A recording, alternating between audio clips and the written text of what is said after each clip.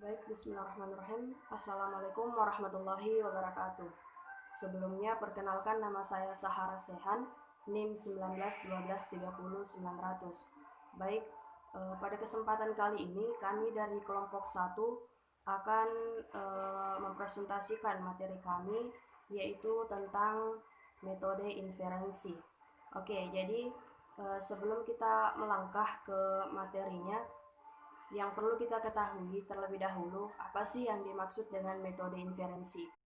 Jadi metode inferensi merupakan suatu teknik atau metode untuk menurunkan kesimpulan berdasarkan hipotesa yang diberikan tanpa harus menggunakan tabel kebenaran.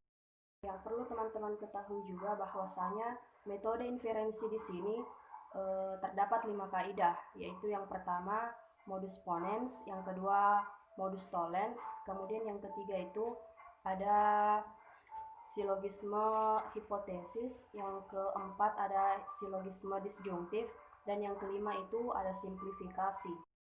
Jadi kami dari kelompok 1 akan memaparkan mengenai 5 kaidah yang terdapat pada metode inferensi. Nah, langsung saja kita masuk di kaidah yang pertama, yaitu modus ponens, yang akan dijelaskan oleh saya sendiri. Langsung saja kita akan membahas mengenai kaidah yang pertama pada metode inferensi, yaitu modus ponens. Oke, jadi sebelumnya di sini saya akan membahas mengenai apa sih yang dimaksud dengan modus ponens itu. Jadi mungkin alangkah baiknya sebelum kita masuk ke contohnya, kita mengetahui terlebih dahulu apa sih yang dimaksud dengan modus ponens. Maksud dengan modus ponens adalah argumen yang menyatakan bahwa jika pernyataan 1 berimplikasi dengan pernyataan 2 dan pernyataan 2 bernilai benar, maka pernyataan 2 dianggap menjadi kesimpulan atau konklusi. Baik, langsung saja kita masuk pada contoh pertama untuk modus ponens. Untuk premis pertama, jika lampu lalu lintas menyala merah, maka semua kendaraan berhenti. Nah, untuk kalimat lampu lalu lintas menyala merah di sini disimbolkan dengan huruf P. Kemudian untuk kalimat semua kendaraan berhenti disimbolkan dengan huruf Q. Kemudian untuk premis kedua atau pernyataan kedua, lampu lalu lintas menyala merah dan disimbolkan dengan huruf P. Kemudian kita dapat mendapatkan konklusi atau kesimpulan dengan demikian semua kendaraan berhenti yang disimbolkan dengan huruf Q. Selanjutnya kita masuk pada contoh kedua untuk modus ponens. Misalkan implikasi untuk premis pertama, jika 20 habis dibagi 2, maka 20 adalah bilangan genap. Premis kedua, 20 habis dibagi 2. Maka menurut modus ponens inferensinya sebagai berikut. Premis pertama, jika 20 habis dibagi 2, maka 20 adalah bilangan genap. Dan untuk kalimat 20 habis dibagi 2 disimbolkan dengan huruf P. Kemudian untuk kalimat 20 adalah bilangan genap disimbolkan dengan huruf Q. Kemudian untuk premis keduanya, 20 habis dibagi 2. Maka konklusinya atau kesimpulannya, karena itu 20 adalah bilangan genap. Mungkin cukup sekian pembahasan dari saya mengenai metode inferensi dan kaidah pertama yang terdapat pada metode inferensi, yaitu modus ponens. Untuk pembahasan berikutnya akan dilanjutkan atau akan disambungkan oleh saudari Kadek. Saya akhiri, kurang dan lebihnya mohon dimaafkan. Wabillahi taufiq wal hidayah. Wassalamualaikum warahmatullahi wabarakatuh. Terima kasih atas waktu yang diberikan kepada saya. Perkenalkan, nama saya Kadekana Febrianti. Di sini saya akan melanjutkan pembacaan materi tentang modus ponens yang bisa teman-teman lihat sendiri materinya di samping saya. Modus ponens. Contohnya, misalkan implikasi. Jika 20 habis dibagi 2, maka 20 adalah bilangan genap. Karena hasil pembagian dari 20 dibagi 2 itu hasilnya genap. Maka 20 habis dibagi 2. Maka menurut modus ponens inferensi berikut. Jika 20 habis dibagi 2, maka 20 adalah bilangan genap. 20 habis dibagi 2. Karena itu 20 adalah bilangan genap. Maksudnya di sini yaitu kenapa 20 dibilang bilangan genap? Karena hasil pembagian dari 20 dibagi 2 itu hasilnya 10, yaitu genap. Contoh selanjutnya yaitu yang teman-teman bisa lihat sendiri di slide, di mana P maka Q bernilai benar, P bernilai benar dibagi Q bernilai benar, atau dapat dituliskan dalam kurung, yaitu buka kurung, P maka Q tutup kurung, dan P tutup kurung maka Q. Untuk mendapatkan hasil dari dalam kurung P maka Q tutup kurung dan P tutup kurung maka Q, kita bisa mengerjakannya menggunakan tabel kebenaran, yaitu yang dimana P bernilai benar-benar salah-salah, Q bernilai benar salah-benar salah. Dan yang pertama kita kerjakan yaitu yang dalam kurung terlebih dahulu, yaitu P maka Q, di mana P itu bernilai benar, maka Q bernilai benar, hasilnya benar. Benar maka salah, hasilnya salah. Salah maka benar, hasilnya benar. Salah maka salah, hasilnya benar. Dan selanjutnya kita kerjakan lagi yang dan. Berarti di sini P maka Q dan P. Hasil dari P maka Q kita dankan dengan P, yaitu dimana benar dan benar hasilnya benar, salah dan salah artinya salah, benar hasilnya salah, benar dan salah hasilnya salah. Dan setelah kita mendapatkan hasil dari P maka Q dan P, sekarang kita lanjut ke maka Q, dimana hasil P maka Q dan P kita makakan ke Q, yaitu benar maka benar hasilnya benar, salah maka salah hasilnya benar, salah maka benar hasilnya benar, salah maka salah hasilnya benar.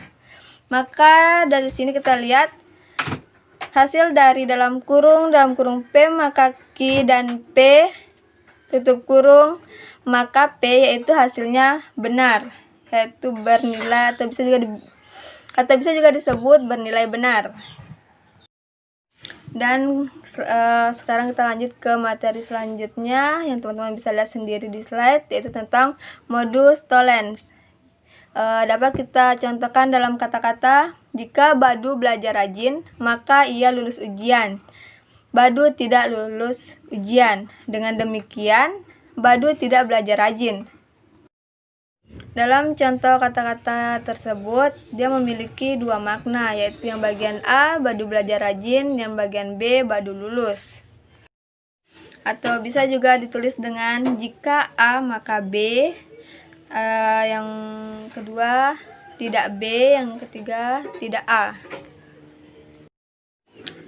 Contohnya misalkan implikasi, jika N bilangan ganjil, maka N pangkat 2 bernilai ganjil, N pangkat 2 bernilai genap. Maka menurut modus tollens inferensi berikut, yang pertama, jika N bilangan ganjil maka N pangkat 2 bernilai ganjil. Yang kedua, N berpangkat 2 bernilai genap. Yang ketiga, N bukan bilangan ganjil. Di sini ada contoh selanjutnya, yaitu di mana P maka Q bernilai benar, negasi Q bernilai benar dibagi negasi Q bernilai benar, atau bisa ditulis dalam kurung, yaitu kurung P maka Q tutup kurung dan negasi Q tutup kurung maka negasi P.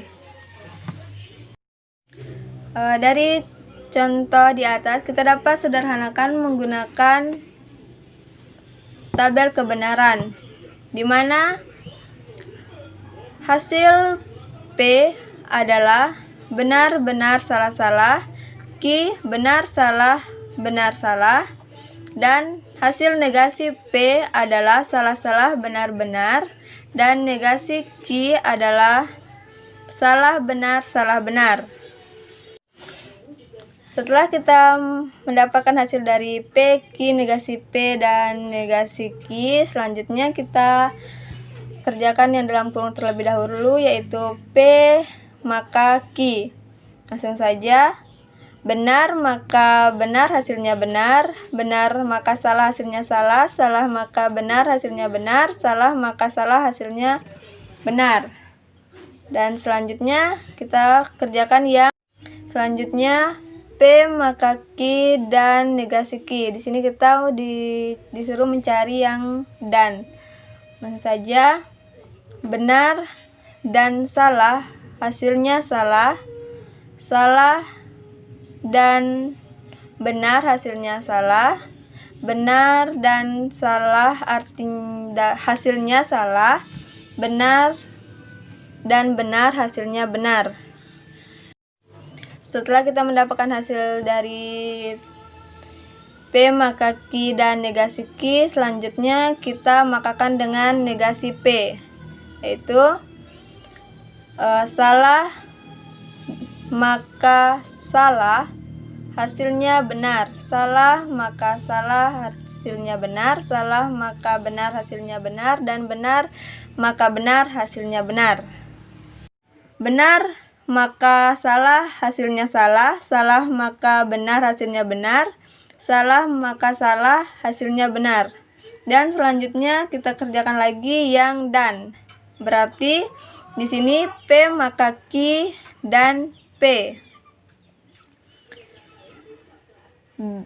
Hasil dari P maka Q kita dankan dengan P, yaitu dimana benar dan benar hasilnya benar, salah dan salah artinya salah, benar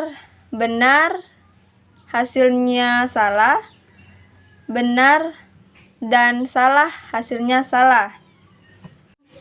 Dan setelah kita mendapatkan hasil dari P maka Q dan P, sekarang kita lanjut ke maka Q,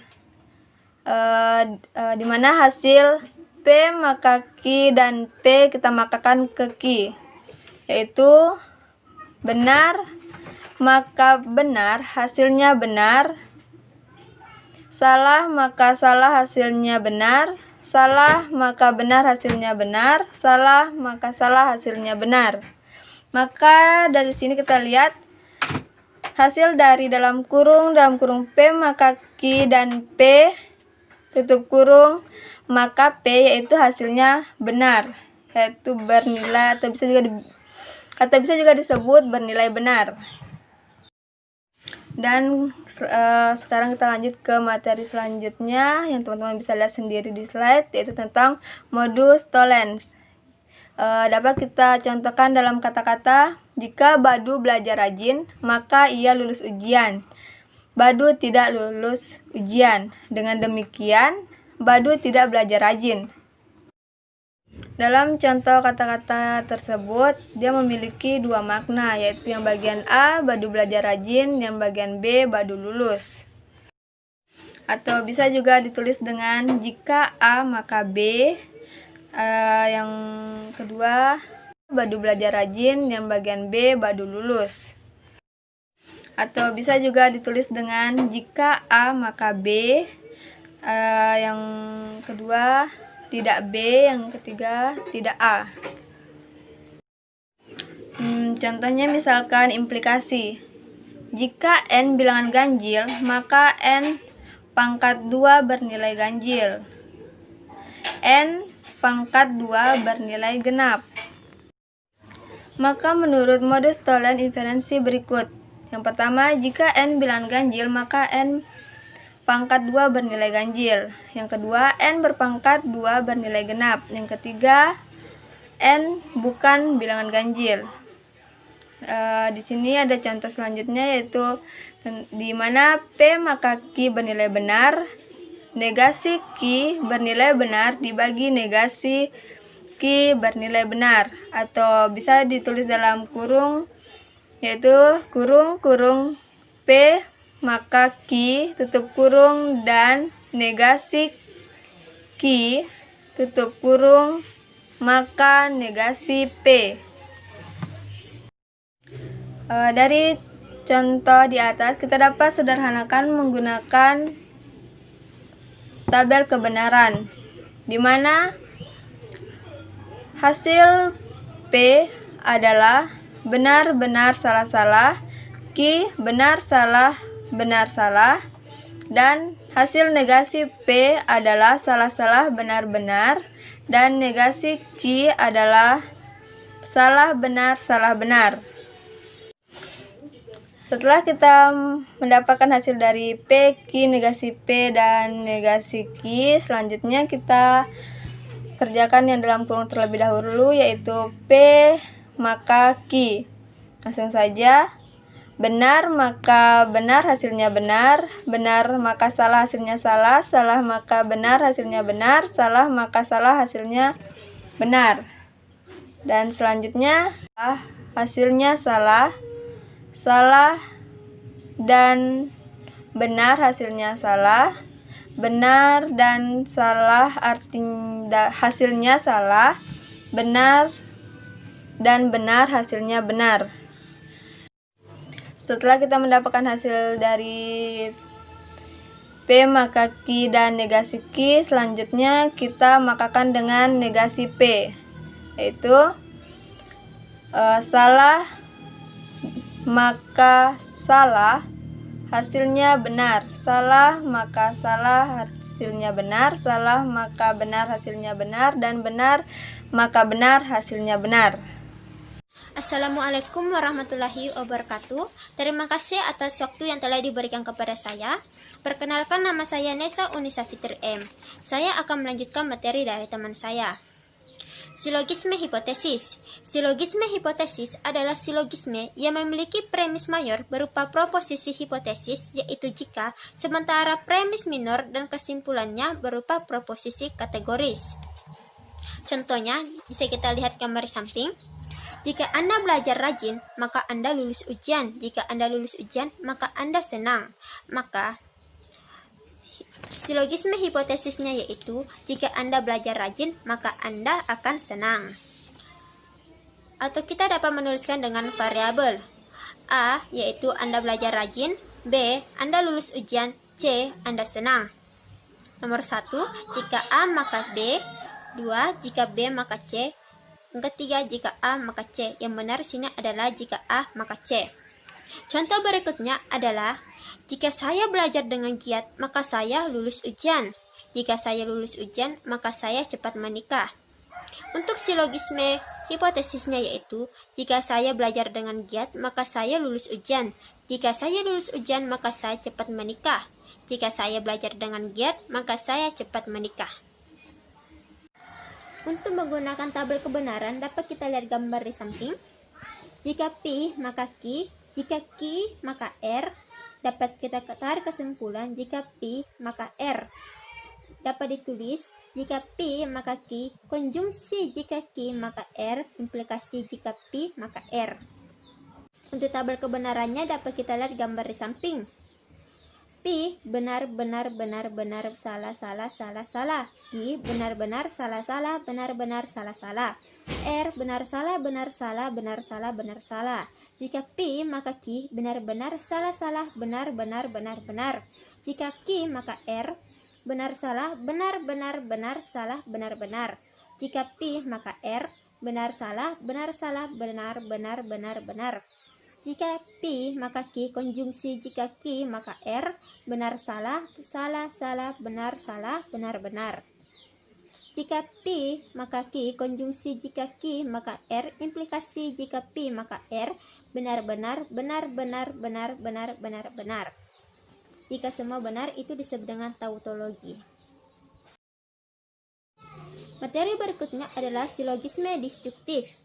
Silogisme disjuktif adalah silogisme yang premis mayornya merupakan disjuktif, sedangkan premis minornya bersifat kategorik, yang mengakui atau mengingkari salah satu alternatif.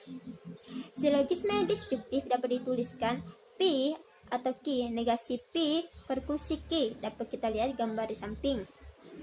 Contohnya itu, saya belajar dengan giat atau saya menikah tahun depan. Saya tidak belajar dengan giat karena itu saya menikah tahun depan.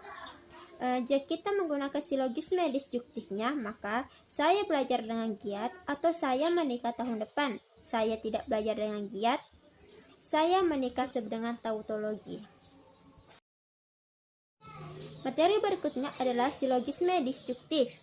Silogisme disjuktif adalah silogisme yang premis mayornya merupakan disjuktif, sedangkan premis minornya bersifat kategorik, yang mengakui atau mengingkari salah satu alternatif.